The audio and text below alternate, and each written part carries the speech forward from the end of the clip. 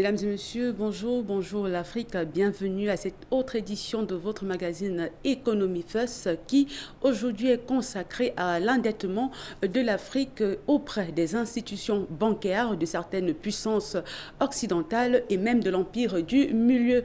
Un endettement qui aujourd'hui inquiète le Fonds monétaire international. On se demande pourquoi pendant la dernière décennie, pendant laquelle l'Afrique a connu une croissance impressionnante dans le sillage de la Chine, locomotive importante, investisseur dans des infrastructures et principal client des matières premières, le cri d'alarme a commencé à être poussé quand constatant combien l'Afrique avait fait un bond avec certains observateurs ont signalé que la dette des pays africains était en train de gonfler. Du coup, 10 ans après la mise en œuvre de l'initiative PPTE, dans laquelle bon nombre de pays africains pauvres très endettés bénéficient d'une assistance rendant leur dette internationale soutenable, la question de la dette africaine s'est à nouveau invitée dans les débats. Le point d'orgue a été l'entretien récemment accordé à Bloomberg par Kristalina Georgieva, toute nouvelle directrice générale du Fonds monétaire international. Elle a en effet indiqué que 40% des pays africains étaient en difficulté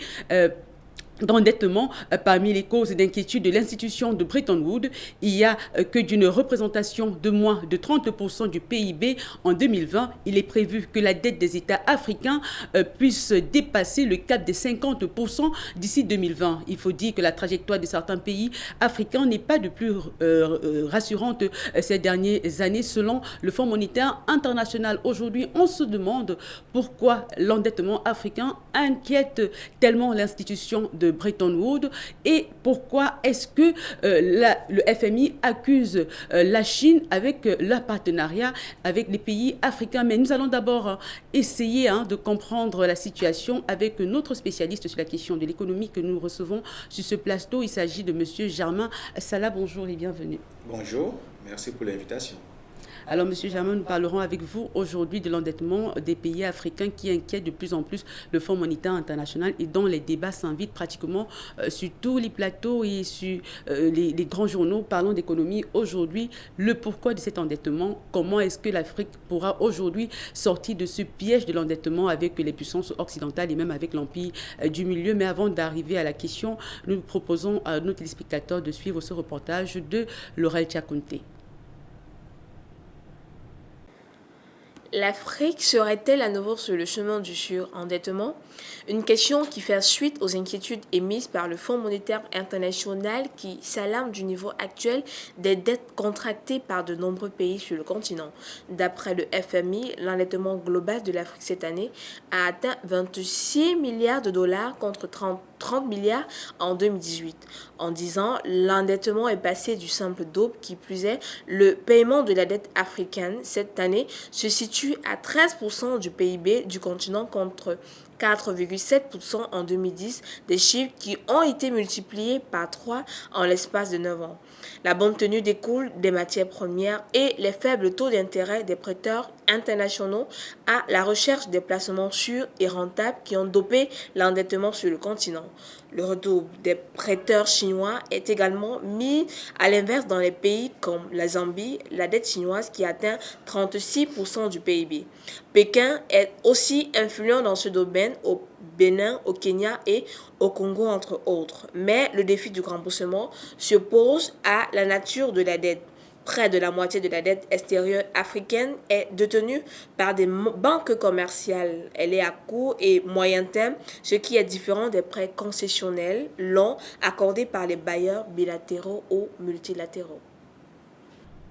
Voilà, merci à Laurel Tchakounté pour ce reportage sur l'endettement de l'Afrique qui inquiète le Fonds monétaire international, mais pas seulement le Fonds monétaire international, mais également les Africains. Alors avec vous, M. Germain Salah, comment comprendre aujourd'hui que le Fonds monétaire international soit tellement inquiété par la dette africaine, dans la mesure où beaucoup d'Africains aujourd'hui refusent que leur État se tourne vers le FMI pour emprunter de l'argent et que les Africains refusent également que leur pays soit soumis à des réformes telles que l'ajustement structurel. Est-ce que le Fonds monétaire international aujourd'hui n'a pas le droit de s'inquiéter sur la situation de la dette africaine?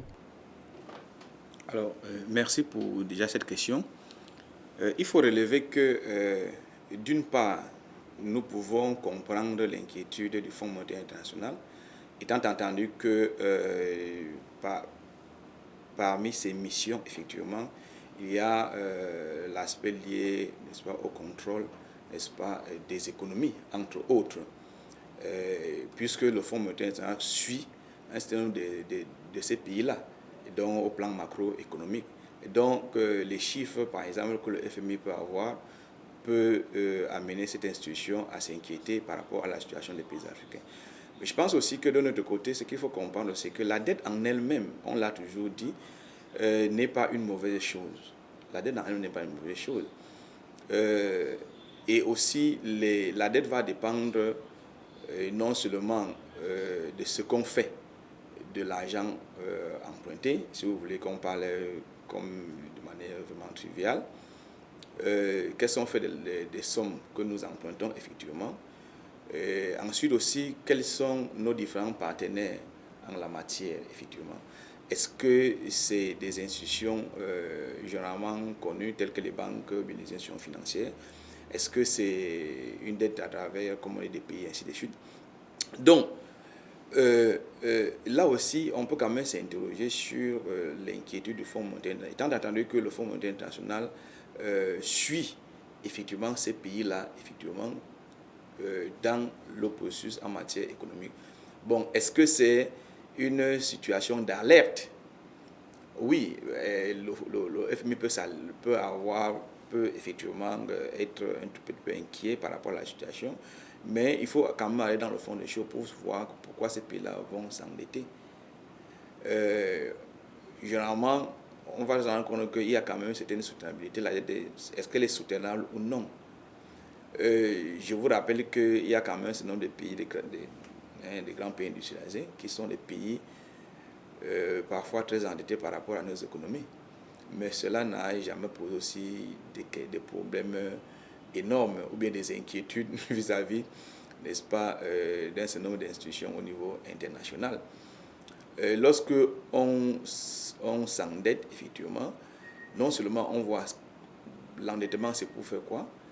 Est-ce que ça rentre dans les projets productifs, effectivement? Et on va aussi regarder notre capacité de remboursement. Vous avez la capacité d'endettement et aussi la capacité de remboursement. Vous pouvez vous endetter, mais si vous avez une capacité de remboursement, nous pensons qu'il n'y a pas lieu de s'alarmer autant. Mais on peut, comme le FMI le fait, en tant qui peut être dans son rôle, on peut quand même tirer la sonnette pour se dire que, attention, c'est vrai qu'il faut s'endetter, mais il faut faire attention. Parfois aussi parce que souvent, les projets ou bien la cible de l'endettement parfois n'est pas souvent très très connue. On s'endette peut-être comme on dit souvent, vous ne pouvez pas vous endetter pour acheter, entre guillemets, on ne s'endette pas pour le social, par exemple, si je résume. On s'endette généralement pour la production, parce que c'est ça qui vous permet de rembourser. Mais si vous endettez pour le social, vous voyez un problème. Donc, il faut qu'on aille au-delà du simple fait que les pays africains sont endettés. Ces pays-là s'endettent pourquoi? Première question. Deuxième question, est-ce que ces pays ont une capacité de remboursement? Là, c'est une autre question. Vous voyez, avant la chute des cours de matières premières, effectivement, ces pays sont endettés parce qu'ils avaient une capacité de remboursement avec les revenus parfois liés à la production, à l'exploitation des matières premières, parfois. Donc, il faut donc regarder la chose d'une manière globale pour voir que de manière globale, est-ce que la situation est partout la même dans tous les pays africains? Est-ce que ce n'est que quelques clichés qu'on va prendre et globaliser? Parce que quand vous voyez un peu ces interrogations-là, parfois, est-ce qu'on vous a parlé par la situation d'un certain nombre de pays tels que l'Afrique du Sud, tels que le Nigeria, ainsi de suite? Bon, on va prendre quelques clichés, c'est bien beau, mais est-ce que dans l'ensemble, ça traduit la réalité? Comme le dit les anglo-saxons, dans the question. Effectivement, là, vous avez parlé tout à l'heure des pays africains qui se sont endettés davantage après la chute des coûts des matières premières qu'elles vendent aux puissances étrangères pour soutenir leur économie. Mais aujourd'hui, est-ce que le fait que ces États n'aient pas diversifié leur économie, est-ce que ça ne les a pas poussés d'aller auprès de ces nations emprunter davantage de l'argent sans toutefois pouvoir trouver les moyens de pouvoir de leur rembourser? Aujourd'hui, si le FMI s'inquiète, le FMI met en avant la Chine, qui est le nouveau partenaire des États africains, et s'inquiète beaucoup plus du fait que les conditions de prêt de la Chine aux États africains ne sont pas transparentes dans la mesure où on ne sait pas comment est-ce que ces États africains pourront rembourser cette dette-là. Et disent que depuis que l'Afrique a commencé à avoir des partenariats économiques avec la Chine, beaucoup des États africains sont de plus en plus sous le joug de l'endettement, notamment la Zambie qui pourrait en 2020 atteindre 96% de la dette avec la Chine. D'ailleurs, la Chine même qui a pris le contrôle de l'aéroport international de la capitale Lusaka en Zambie à cause du fait que le pays ne soit pas capable de lui rembourser cette dette. Est-ce qu'aujourd'hui, nos États ne sont pas en train de pouvoir, si jamais ils ne parviennent pas à rembourser la dette, perdre certaines de les infrastructures qui sont rentables pour la nation? Alors, là, vous posez un certain nombre de problématiques. Il faut déjà dire, si on prend justement le Fonds monétaire international, lorsque le FMI met en place un ensemble de politiques institutionnelles, il y a cela aussi, il y a souvent, on va voir qu'il y a à la suite, n'est-ce pas, la recherche de financement de ces pays-là. Alors, est-ce que le FMI déjà, en tant qu'institution, finance ou bien alloue des crédits, n'est-ce pas, aux pays africains? Donc, les pays africains non seulement sont aussi endettés vis-à-vis du Fonds monétaire international ou bien des institutions financières classiques, si vous voulez. Je préfère parler de termes classiques, n'est-ce pas? C'est-à-dire les instituts de Bretton Woods, par exemple, ou bien d'autres organisations internationales. Bon, maintenant, il est vrai qu'on se focalise beaucoup par rapport à la Chine, effectivement. Mais il faut comprendre que derrière, n'est-ce pas, cette préoccupation aussi, on peut aussi lire un certain nombre d'enjeux géopolitiques, géostratégiques, n'est-ce pas, qui se jouent entre un certain nombre d'institutions, entre un certain nombre d'organismes, n'est-ce pas, au niveau international. N'oubliez pas qu'effectivement, l'Afrique aujourd'hui fait l'objet de beaucoup, entre guillemets, convoitises.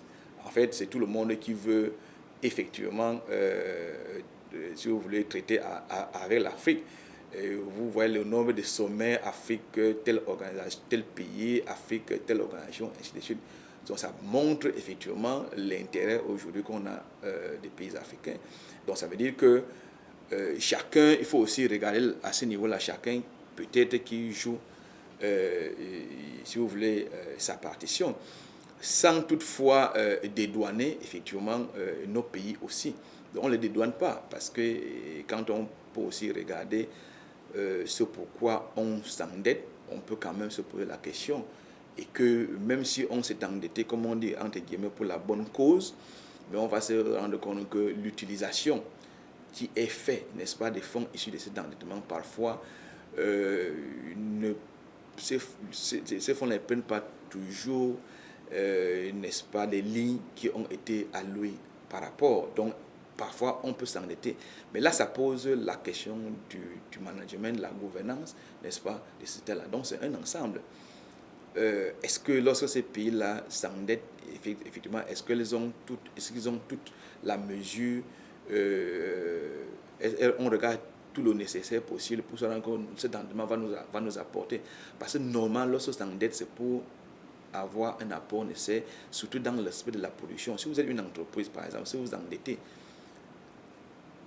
généralement, c'est pour votre outil de production. Vous êtes une chaîne de télévision, vous voulez chez l'endettement, c'est pour payer les outils de production qui vont permettre de produire davantage. Et donc, vous savez que si vous produisez davantage, vous allez vendre. Et donc, ce que vous avez, les revenus issus de cela vont permettre de rembourser, n'est-ce pas, votre dette, n'est-ce pas, si vous voulez. Donc, moi, je pense que il faut faire très attention quand regarder l'environnement international aussi, n'est-ce pas, entre effectivement un certain nombre d'organisations, un certain nombre de pays entre eux, et aussi tout l'intérêt que l'Afrique aujourd'hui a, que ce soit par rapport aux ressources, que ce soit par rapport au marché, parce que vous savez bien que l'Afrique, on dit c'est 1 milliard plus, un marché de plus d'1 milliard d'habitants à horizon 2035-2060. Bon, avec la ZDCAF par exemple. Donc, c'est pour dire que tout le monde, quelque part, c'est bon, je ne dirais pas, mais quelque part, c'est comme un gâteau où tout le monde veut venir, effectivement, avoir sa part. Hein, avoir sa part. Et donc, les jeux et les enjeux aussi peuvent être, on peut aussi observer qu'il peut aussi avoir les jeux et les enjeux par rapport, n'est-ce pas, à cette, si vous voulez, percer à ce type d'observation qui en soi peuvent avoir leur bien fondé, bien sûr. Il peut y avoir bien fondé de telles positions, n'est-ce pas, mais en matière de relations internationales, en matière de relations économiques, effectivement, il faut souvent aussi aller au-delà, n'est-ce pas, de ce que nous pouvons observer et se rendre compte que, bien entendu, il faut davantage creuser et aussi avoir toutes les données. Maintenant, il faudrait que, par exemple, bien sûr, le plus important n'est pas de dire que, bon, on a atteint 80 pour tel nombre, mais c'est pour dire en termes réels, ça représente quoi? Qu'est-ce que ça représente?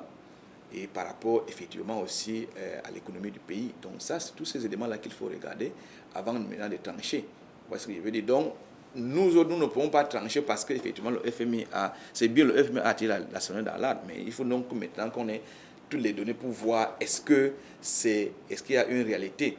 Bon, vous savez, si par exemple, la Chine, vous voyez, il y a ça ne date pas d'aujourd'hui. Vous avez entendu ce qu'on appelle les fonds vautours, par exemple. Donc, toujours par rapport à la question d'endettement, les gens qui n'arrivent pas, c'est un État qui n'arrive plus à faire face, n'est-ce pas, à leur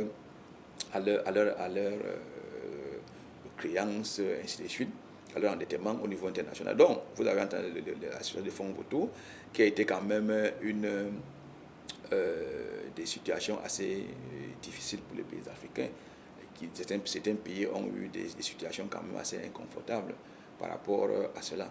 Donc, mais je pense que c'est intéressant de tirer la sonnette d'alarme, mais il faut aller un peu plus loin pour qu'on comprenne quelle est la réalité de ces pays. On sait que nos économies sont fragiles. On sait qu'avec la chute des cours des matières premières, un certain nombre de pays qui dépendent effectivement, dont les économies dépendent, n'est-ce pas, des revenus issus des matières premières, ont eu des difficultés, ils ne pouvaient plus faire face, n'est-ce pas, à leurs obligations, que ce soit des obligations sociales, ainsi de suite. Mais est-ce que présentement, alors, il n'est pas temps pour ces États-là de pouvoir penser à diversifier leur économie dans la mesure où ces matières premières-là ont du mal à pouvoir remonter au prix qu'ils avaient avant et que ces États-là se trouvent de plus en plus confrontés à des dettes. Et je ne sais pas si vous êtes de cet avis-là, de ceux qui pensent qu'aujourd'hui, la dette de l'État chinois ou alors les prêts que l'État chinois accorde à certains États africains, ces pays n'en bénéficient pas de manière directe. Donc le consommateur final, la dernière dame qui va peut-être sur Macabo au marché, ne bénéficie pas de ce prêt dans la mesure où l'État chinois impose aux États africains que les ouvriers et même tout le personnel dans le domaine d'investissement de ces marchés-là soit dans la main-d'œuvre chinoise, même jusqu'aux cuisiniers, ce qui fait en sorte que l'argent retourne en Chine et ne bénéficie pas au pays qui a demandé de ce prêt-là. Alors, la première chose sur la diversification des économies, c'est toutes les théories économiques vont dans le sens où, effectivement, les États doivent diversifier leurs économies. Et lorsque vous diversifiez vos économies, vous pouvez faire face à un certain nombre de chocs, n'est-ce pas, que ce soit au plan interne, que ce soit au plan externe. Et donc, il faut effectivement diversifier les économies, ne pas seulement s'arrêter aux matières premières, mais industrialiser nos pays. Parce que lorsqu'on va faire des diversifications, au-delà de la production des matières premières, mais il faut rentrer dans l'industrialisation. C'est la première chose. Mais il faut aussi dire que dans même un pays peut même être uniquement producteur de matières premières. Mais la question fondamentale, c'est qu'est-ce que nous faisons de la gestion des revenus issus de l'exploitation des matières premières. Parce que, comme on dit, les matières premières, la plupart, si on prend les matières premières extractives, ce sont les produits qui sont, on dit, non renouvelables. Donc ça veut dire qu'entre guillemets, on se dit qu'un jour, peut-être le pétrole peut finir, ou bien l'exploitation peut finir quelque part. Je parle vraiment en termes simples. Mais la question c'est, pendant le moment où vous exploitez les matières, vous pouvez recevoir beaucoup de ressources. Mais quelle est la gestion que vous faites de ces ressources-là? Parce qu'effectivement, c'est dans le management de ces ressources-là, une partie de ces ressources pour permettre de faire donc la diversification. C'est-à-dire que penser à d'autres secteurs d'activité.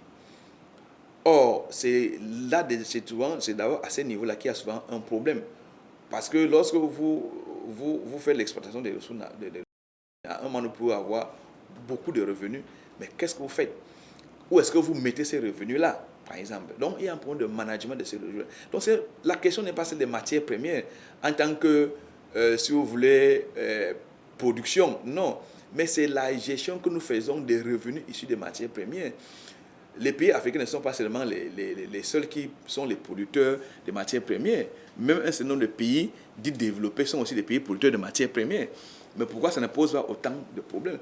Parce qu'effectivement, eux, ils ont su, n'est-ce pas, gérer, manager les revenus issus des matières premières. Et qu'eux, ils transforment même. Et qu'eux transforment, et que maintenant, à part de ça, on peut diversifier leur économie. Et en diversifiant, comme on dit, rentrer dans d'autres secteurs d'activité, ça peut être la finance, ça peut être l'industrie, ça peut être les services, autant d'activités auxquelles les pays peuvent donc aller pour diversifier. Donc, la diversification de l'économie, il n'y a même pas de débat là-dessus. Donc, il faut donc que les pays mettent en place ces politiques-là pour diversifier leurs économies. Donc, ça, c'est la première chose. Bon, l'autre préoccupation, c'était... le fait que les prêts chinois ne bénéficient réellement pas aux citoyens de ces nations-là. Là, donc, à ce moment-là, on va rentrer donc dans la négociation. Lorsqu'on négocie effectivement ces prêts-là, qu'est-ce qu'on y met? Vous voyez, on dit souvent, le terme qu'on utilise souvent, c'est qu'on a la coopération entre nous et c'est gagnant-gagnant. Mais la question, qu'est-ce qui est gagnant-gagnant à l'intérieur? Qu'est-ce qu'on met dans la terminologie, une coopération, n'est-ce pas, gagnant-gagnant? Donc, c'est autant l'élément. Donc, il faut donc que, lorsque ceux qui vont négocier, effectivement, il faut qu'on sache, on négocie sur quoi? Quels sont les éléments de la négociation, effectivement? Donc, ça peut être tout à fait déplorable et que les choses, qu'on peut dire des choses aussi basiques, n'est-ce pas, on ne tienne pas compte de cela lorsqu'on va négocier un prêt pour réaliser tel ouvrage, par exemple, pour telle infrastructure, par exemple. Parce que si cela n'est pas fait, effectivement, vous allez vous rendre compte qu'effectivement, le Cameroun, l'Africain lambda, n'est-ce pas, ne vont pas nécessairement bénéficier, n'est-ce pas, de ces différents points-là. Surtout que si, effectivement, on a fait le prêt pour les infrastructures, si effectivement on n'a même pas ces infrastructures-là et que la qualité peut-être reste encore déplorable, donc vous voyez donc que la chaîne des conséquences peut être davantage très longue. Voilà. Donc il faut donc que lorsqu'on négocie, effectivement, qu'on sache sur quoi on négocie, qu'on sache qu'est-ce que nous gagnons, n'est-ce pas, le tout n'est pas de dire que ok, nous avons signé un accord pour tel ou tel élément, mais il faut savoir qu'est-ce que nous gagnons, qu'est-ce qu'on met à l'intérieur. Voilà. Et nous pensons donc que, effectivement, les institutions comme le FMI qui ont aussi un rôle, qui ont souvent des accords en matière de politique, de contrôle des politiques, de mise en œuvre des politiques économiques dans ces états-là, effectivement, doivent aussi aider souvent nos pays pour la compréhension de ces problématiques-là. Ce n'est pas seulement lorsque le problème arrive. Cela doit être fait en amont.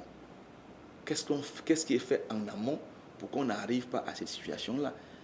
Mais ce n'est pas effectivement lorsqu'on arrive au bout de la chaîne on doit attirer la chaîne lorsqu'on est en amont. Et lorsque la situation est encore à un niveau, comme on dit, gérable, là, on doit tirer effectivement les conséquences pour qu'on puisse savoir où est-ce que nous allons. Aujourd'hui, parlons du Fonds monétaire international. On a d'un côté certains États tels que la République du Congo qui refusent de se soumettre à certaines réformes telles que le plan d'ajustement structurel proposé par le Fonds monétaire international, ce qui bloque encore pour certains pays l'octroi de ce prêt où le FMI juge que certaines conditions ne sont pas remplies. On se rend compte que bon nombre de pays aujourd'hui refusent l'ajustement structurel qui pour eux n'est pas acceptable pour leur État et enverrait beaucoup de personnes et beaucoup de familles à la rue. Comment comprendre aujourd'hui que ces États africains résistent à ce plan d'ajustement structurel et que le FMI continue à poser cela comme l'une des conditions? Oui, il faut aussi dire qu'en matière de plan d'ajustement structurel, il y a quand même une jurisprudence. Ce n'est pas aujourd'hui que les pays africains signent les plans d'ajustement structurel avec les institutions de Bretton Woods. Dans les années 90, n'est-ce pas, il y a eu effectivement un certain nombre de pays comme le nôtre qui ont été sur l'ajustement structurel. Mais lorsqu'on regarde, par exemple, le résultat, on va quand même se rendre compte que le résultat n'est pas ce qu'on croyait, ce qu'on espérait. Donc, partant de là, il est important, il est compréhensible que effectivement d'autres pays aujourd'hui soient un peu, si vous voulez, soient un peu,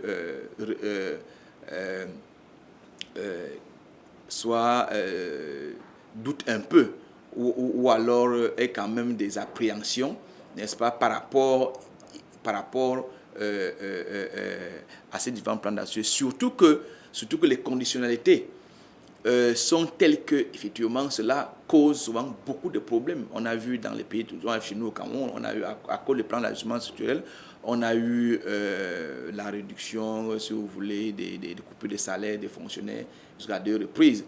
On a vu en termes de fermeture d'entreprises, des sociétés d'État, ainsi de suite, donc le chômage, ainsi donc. Ça a quand même été c'était une situation qui était très dévastatrice pour des États, pour des économies, et parfois cela peut amener même à la chute ou bien à la mise en mal des gouvernants. Donc cette jurisprudence-là fait en sorte que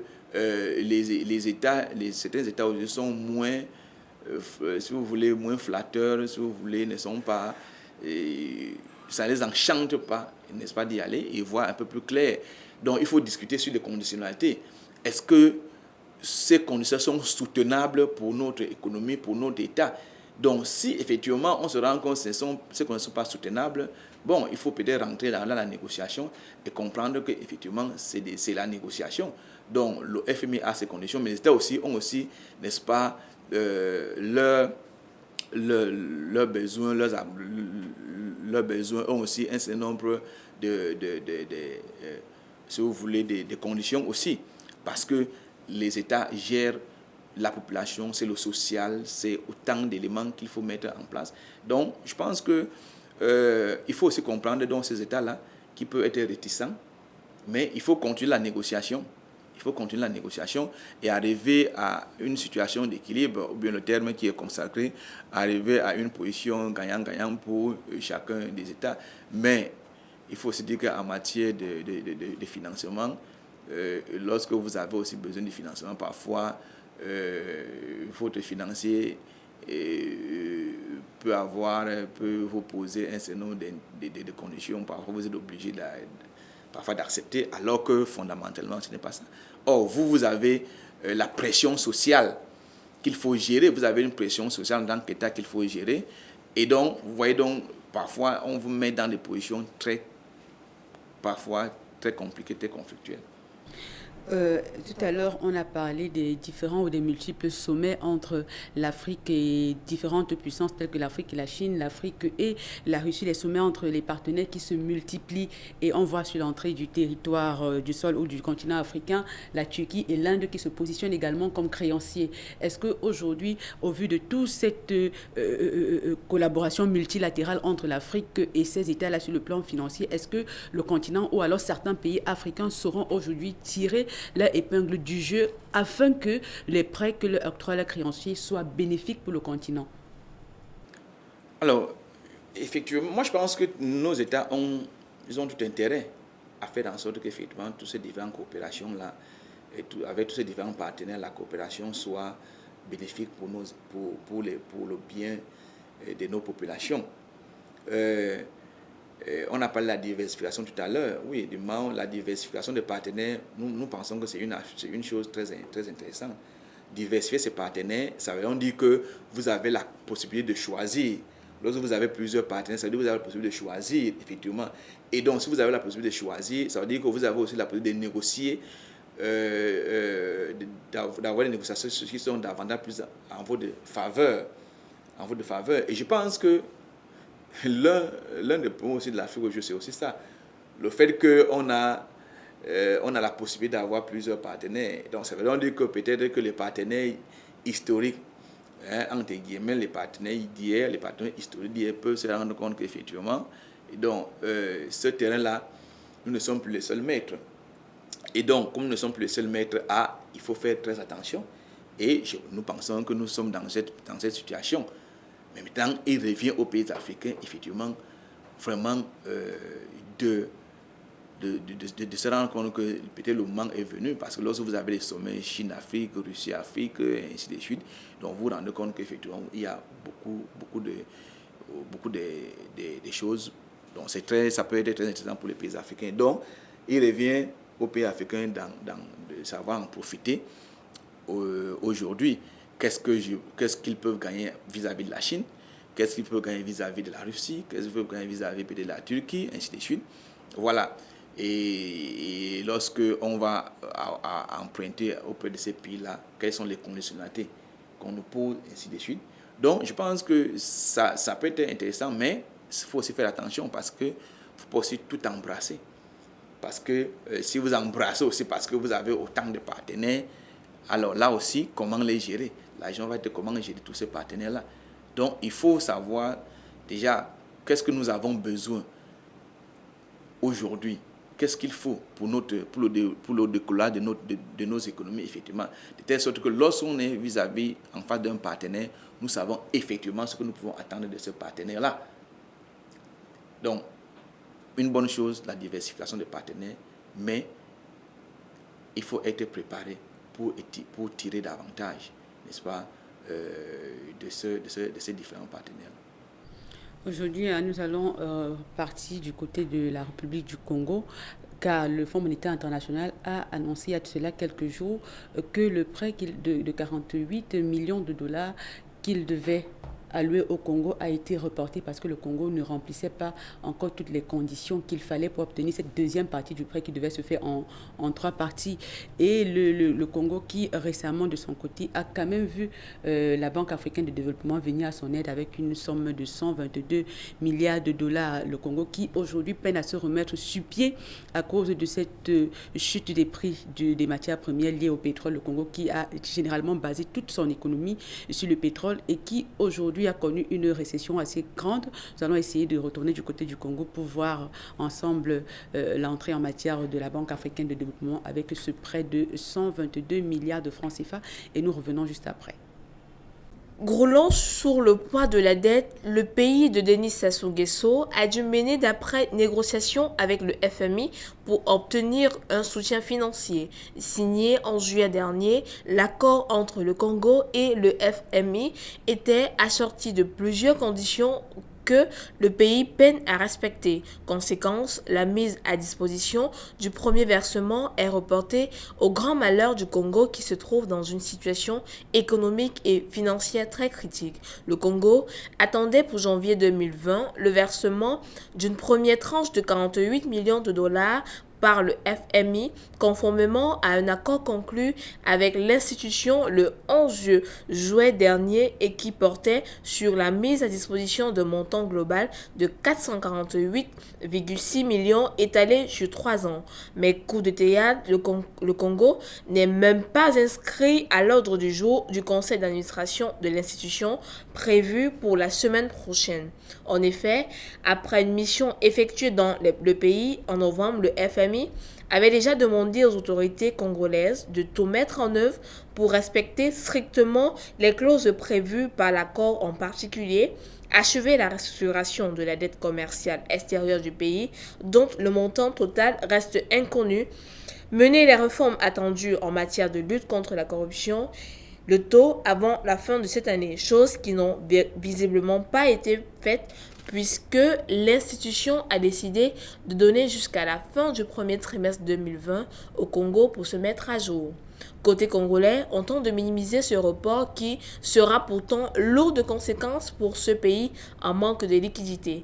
Pour le porte-parole du gouvernement congolais, Thierry Mongala, il s'agit d'un léger décalage dans le calendrier, mais qui ne remet pas en cause la vision qui est celle du Congo de s'assurer effectivement qu'il va s'inscrire dans le programme qui a été adopté avec le FMI.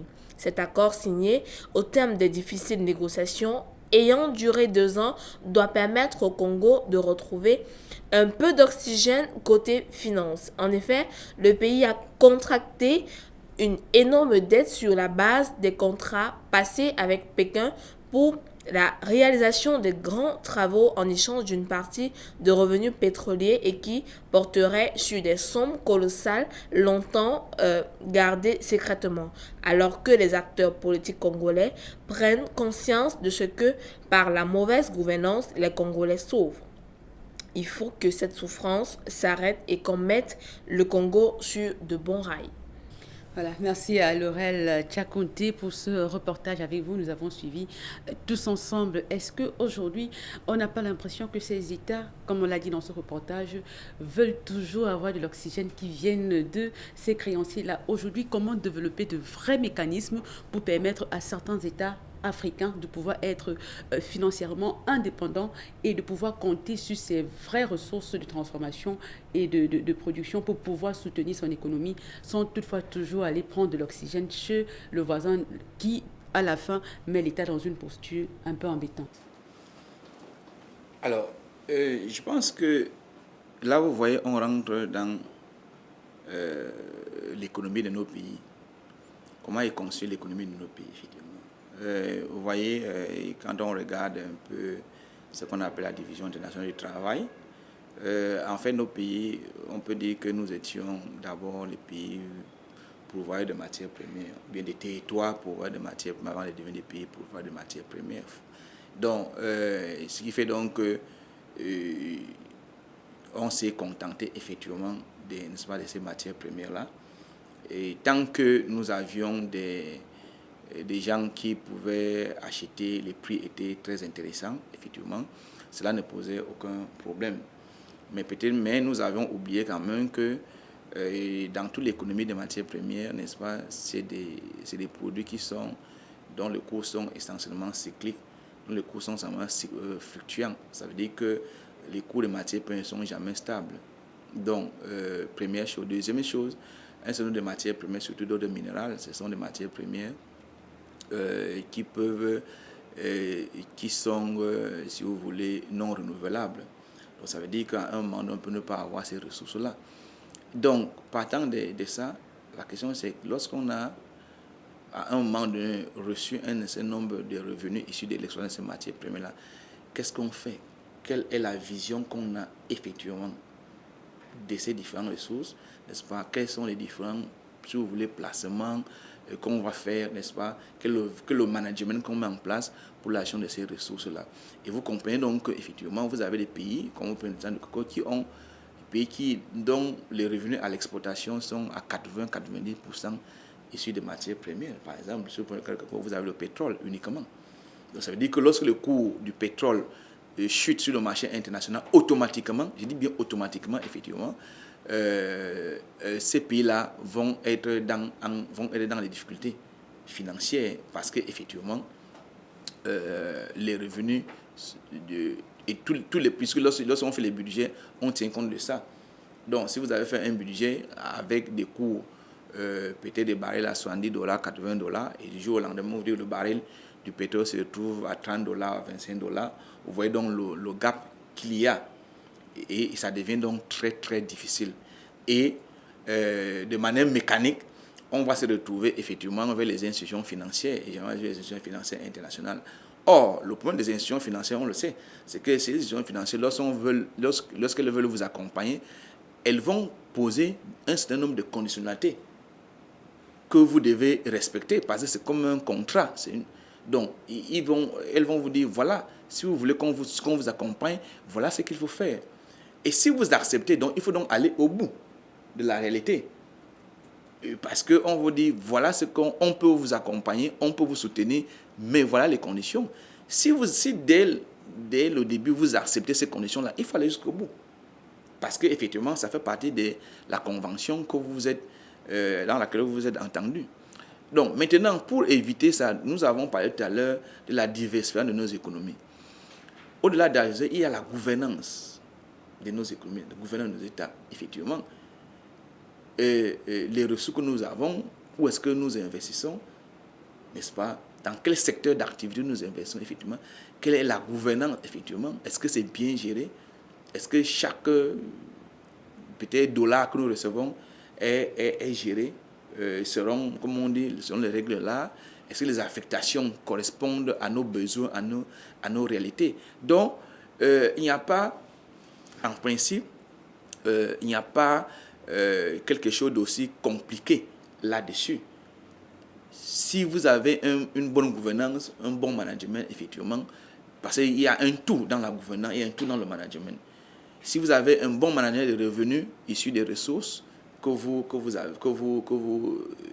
recevez relativement à l'exploitation de vos matières premières, nous pensons qu'effectivement, on aura moins de le choc peut être, ne sera pas aussi les chocs ne seront pas aussi très forts, effectivement. Mais vous voyez donc la fragilité, vous voyez la fragilité de nos économies. Nous avons des économies qui sont très fragiles, effectivement. Donc il faut rendre nos économies davantage vraiment assez robustes. Et là aussi, ça s'accompagne avec, n'est-ce pas, les questions de gouvernance, si vous voulez. Parce que dites-vous bien que si vous n'avez pas les institutions aussi crédibles, vous aurez toutes les difficultés nécessaires, moindres. Dès que vous avez le moins de choc que vous avez, immédiatement, n'est-ce pas, vous vous retrouvez dans des situations très difficiles dans lesquelles, par exemple, les pays, si on pense aux pays d'Afrique centrale, sont retrouvés, par exemple, on parle du Congo, les pays d'Afrique centrale sont retrouvés depuis quelques années avec la chute, n'est-ce pas, des coûts du pétrole sur le marché international. Et vous voyez donc que la reprise est difficile. Est-ce qu'aujourd'hui, parce que nous allons très bientôt sortir de cette émission, est-ce qu'aujourd'hui, ces pays africains, pour certains qui ont les mêmes productions de matières premières, ne peuvent pas s'asseoir et pouvoir proposer un prix quand même qui sera stable et unanime pour tous, pour pouvoir souvent contrer la fluctuation des prix lors de la vente de ces produits-là? On a comme l'impression que chacun vend à son prix et il n'y a pas une certaine synergie, une cohésion et une unité qui rendra ces États plus forts sur le marché. Non, là, la question devient très complexe. Vous voyez, si on prend le cas des matières premières, effectivement, vous avez plusieurs acteurs. Vous avez ceux qui produisent, mais aussi vous avez les consommateurs. Comme je dis souvent aux gens, la difficulté de ces matières premières, c'est que vous avez tous les pays du monde ne sont pas porteurs de matières premières, donc géographiquement, il y a ce qu'on appelle une inégalité de répartition de production au niveau de matières premières, mais vous avez une universalité de consommation, c'est que tout le monde consomme. Vous voyez donc que l'approvisionnement, l'intérêt, le besoin d'approvisionnement est souvent très fort. Et donc, entre les intérêts des uns et des autres, parce que les prix ne sont pas fixés généralement de manière individuelle, les prix sont fixés sur le marché international. Bon, vous aviez un certain nombre d'initiatives qui ont été prises dans le monde. Si vous voulez, lorsqu'on parle de l'OPEP, par exemple, l'Organisation des pays producteurs et exploiteurs du pétrole, par exemple, l'objectif de l'OPEP, c'était effectivement de pouvoir de faire en sorte que les pays producteurs du pétrole aient, n'est-ce pas, un mot à dire dans la fixation des prix du pétrole. Mais vous voyez que ce n'est pas toujours parce que les intérêts sont divergents entre ceux qui consomment et ceux qui produisent. Et parfois, vous avez ceux qui consomment le plus se trouvent ailleurs, et ceux qui produisent se trouvent aussi ailleurs. Donc, ce qui fait donc que ce sont les marchés parfois qui définissent. Mais les marchés aussi réagissent en fonction d'un certain nombre de réalités. des réalités qui peuvent être politiques, géopolitiques, géostratégiques, des réalités qui peuvent être par rapport aux pays producteurs, ainsi de suite, qui peuvent être par rapport aux pays consommateurs. Donc, tous ces éléments-là font en sorte qu'effectivement, on ne peut pas fixer un État ne fixe pas le produit seul. Donc, on se réfère sur le marché par rapport à la lecture du marché international. Et de là, donc, effectivement, donc, on peut avoir le produit auquel on peut n'est-ce pas, vendre son produit sur le marché international. Mais, au-delà de là, tout va dépendre effectivement de la gestion qu'on fait au plan interne, parce que vous allez quand même vendre. Mais qu'est-ce que vous faites de ce que vous recevez, effectivement, de ce que vous avez vendu? Tout est souvent à ce niveau-là. Parce qu'on sait que toute la science économique sur les matières premières, la question de fluctuation de prix se pose toujours. Parce qu'on parle de postulat selon lequel, effectivement, le producteur est souvent le parent pauvre. C'est-à-dire que quand vous regardez, si on prend le cas du cacao, le producteur de cacao est souvent le parent pauvre, alors que lorsqu'on remonte la chaîne, effectivement, les autres en bénéficient davantage. Ça peut être la même chose sur le pétrole, sur les mines, ainsi de suite. Donc, toute la réflexion, une bonne partie de la réflexion de la science économique sur les matières, c'est comment faire en sorte qu'effectivement, le producteur gagne davantage, n'est-ce pas, sur les matières, et qu'il ne soit pas sujet à des fluctuations des prix de matières premières. C'est pour cela qu'il y a eu des initiatives, par exemple, le PEP, vous avez... comme si on prend le cas de Cameroun, nous avions l'UNCPB, vous avez les caisses de stabilisation ou les offices de commercialisation, les mécanismes pour effectivement atténuer, n'est-ce pas, le risque des fluctuations de cours, mais pour gérer le risque des fluctuations de cours. Mais ce n'est pas à notre niveau de dire qu'effectivement, on ne peut pas arrêter effectivement ce phénomène-là, parce que pour le moment, là, malheureusement, n'est-ce pas, l'économie des matières premières, si vous voulez, du pétrole, les mines, généralement, et les matières premières, c'est un peu comme ça que ça fonctionne. Les cours ne sont jamais stables. Donc, lorsque vous rentrez dans ce secteur d'activité, vous devez savoir que les prix ne sont pas stables. De moment à l'autre, les prix peuvent baisser comme ça peut augmenter. Donc, vous devez donc mettre en place les mécanismes de gestion interne pour que le moment, lorsque nous avons des revenus, voilà ce que nous faisions de ces revenus-là. Et de telle manière que le jour où ces cours-là vont baisser, effectivement, voilà comment nous allons gérer cette baisse des prix, effectivement. Donc, vraiment, c'est sur ça que ça se joue, généralement, entre autres, surtout pour les pays producteurs. Parce que du jour au lendemain, les prix peuvent aller très loin. On peut vous dire que les prix ont flambé, mais après, à un moment donné, on dit les cours ont chuté. Et donc, si vous n'avez pas de mécanisme au niveau interne pour la stabilisation, effectivement, vous serez toujours sujet, n'est-ce pas, à des situations comme celles que nos pays traversent actuellement. Et là, qu'est-ce que vous faites? Vous ne faites que le rattrapage. Et pour faire ce rattrapage-là, vous êtes obligé d'aller vers ceux qui ont les ressources, n'est-ce pas, pour vous venir en aide. Et ceux qui ont les ressources vont vous poser un certain nombre de conditionnalités que vous devez respecter. Ok, M. Germain Salah, nous allons sortir de cette émission avec cette dernière question de la dette qui inquiète et qui n'inquiète pas seulement le Fonds monétaire international, parce qu'on a quand même vu cette conférence de Dakar qui s'est récemment passée et qui a réuni beaucoup de chefs d'État africains qui faisaient face à ce problème d'endettement et qui étaient inquiets de cette situation de certains pays d'Afrique qui avaient des dettes insoutenables. Et au cours de cette conférence, il était question de pouvoir pour eux trouver le juste milieu, alors l'équilibre entre le développement durable et la dette soutenable. Au cours de cette conférence, beaucoup de chefs d'État africains ont relevé que sur le plan du terrorisme, certains pays dépensaient effectivement de grosses sommes qu'ils recevaient de ces États, de ces créanciers-là, et que ça n'allait pas directement dans l'industrie ou dans les infrastructures, mais que ça allait dans le financement de certaines guerres. Aujourd'hui, pensez-vous que cette conférence de Dakar qui s'est tenue en présence de certains chefs d'État africains et même de certaines institutions financières, créanciers de l'Afrique, pourrait permettre à ces États africains de pouvoir trouver le juste équilibre entre la dette soutenable et le développement durable tel que prôné par les États africains? Ça, c'est une grande problématique parce que mais nous ne pensons pas que c'est au cours d'une conférence qu'on peut vraiment résoudre ce type de situation. Parce qu'effectivement, vous avez d'un côté les États qui n'ont pas de ressources, mais qui doivent faire face à un ensemble de difficultés. Vous voyez un peu, des difficultés par rapport à leur survie, à la limite, par rapport à leur survie en tant qu'État. Donc, vous voyez donc que lorsque peut-être vous avez des situations de conflit et que vous devez venir à bout n'est-ce pas, des situations de conflit. Parfois, vous êtes obligé d'utiliser des ressources qui étaient affectées au développement des États. Donc, une période de solution, c'est quoi? C'est qu'il faut d'abord chercher à... C'est pour cela qu'on dit que vous ne pouvez pas faire le développement lorsqu'il n'y a pas la paix. Vous ne pouvez pas faire le développement lorsqu'il n'y a pas. Donc, il faut d'abord les questions de sécurité. Donc, il faut d'abord au moins régler, peut-être pas à 100%, mais il faut d'abord régler les questions de sécurité. Parce que lorsqu'il n'y a pas de sécurité, effectivement, l'investissement ne peut pas suivre.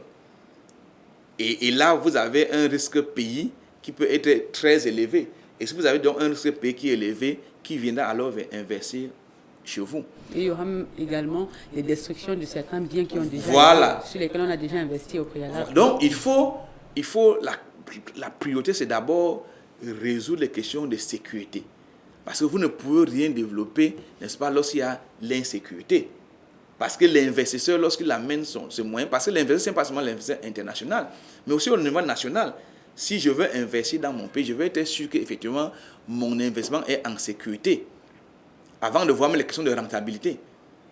Or, lorsque on n'y a pas cette sécurité-là, vous voyez que ça pose un problème. Et donc, nécessairement, les États africains doivent d'abord, la question de la sécurité doit être une question primordiale. Et pour que le développement se fasse effectivement de manière raisonnée, il faut régler la question de sécurité. Bon, maintenant, est-ce que c'est au cours d'une conférence que cela peut se faire? Et puisque chaque pays, si vous voulez, c'est vrai, il peut y avoir des situations similaires, mais chaque pays a aussi ses propres réalités, n'est-ce pas, ses propres réalités qui vont faire en sorte qu'il faut donc faire face à ces réalités-là et pour espérer effectivement avoir un développement, si vous voulez, durable, comme c'est que un développement durable, mais sans sécurité, il est difficile d'avoir un développement durable parce que à chaque fois, on sera toujours obligé, n'est-ce pas, d'une manière ou d'une autre, n'est-ce pas, de recourir, peut-être d'utiliser les financements, les fonds alloués, n'est-ce pas, aux questions de développement pour les mettre, n'est-ce pas, dans les questions de sécurité. Merci à vous, M. Jamin Salah, d'avoir accepté notre invitation. C'est nous qui vous remercions. Voilà, chers téléspectateurs, c'est ici que s'achève votre magazine Economy First qui s'est aujourd'hui consacré à l'endettement de l'Afrique qui inquiétait non seulement le Fonds monétaire international, mais aussi les chefs d'État africains qui se sont d'ailleurs réunis du côté de Dakar pour une conférence sur la dette, le niveau de la dette africaine. Avec notre expert ce matin, nous avons pu trouver quelques approches qui pouvaient permettre de comprendre cette situation de l'endettement de certains États africains qui inquiétaient autant. Et avec lui ce matin, ou alors avec lui aujourd'hui, on a quand même pu comprendre que si nos pays s'endettent, il faudrait au moins qu'ils puissent investir cet argent dans des projets d'industrialisation qui permettent à ces États de pouvoir faire générer des fonds qui leur permettraient non seulement de rembourser leurs dettes, mais aussi de pouvoir soutenir d'autres aspects de la vie, soit sociale ou économique, ou alors même politique de leur État. C'est ici, voilà, que s'achève votre émission. Nous vous donnons rendez-vous pour une autre édition prochainement. D'ici là, ne partez pas et restez fidèles à la suite de vos programmes sur Africa TV.